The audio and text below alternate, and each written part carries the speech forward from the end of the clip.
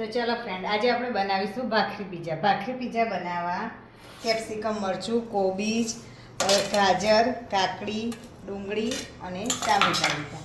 પછી એક પેનમાં તેલ ગરમ કરવા મૂકવું. તેલ ગરમ થયા પછી હિંગ નાખવી, કેપ્સિકમ, મરચું, ડુંગળી,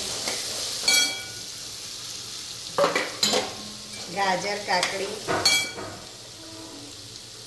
અને કોબીજ.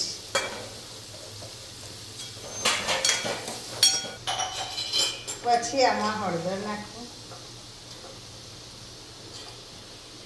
મરચું,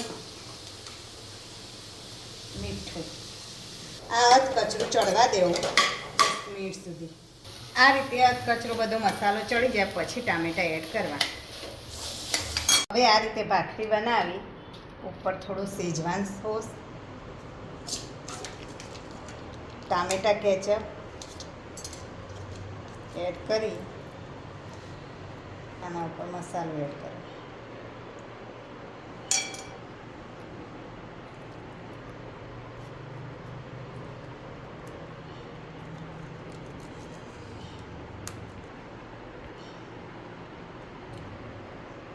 આ રીતે ભાખરીમાં મસાલો કરી અને ચીઝ મેલ્ટ થાય ત્યાં સુધી તવીમાં શેકવું. થઈ ગયા એટલે આપણો પીઝો તૈયાર થઈ જશે.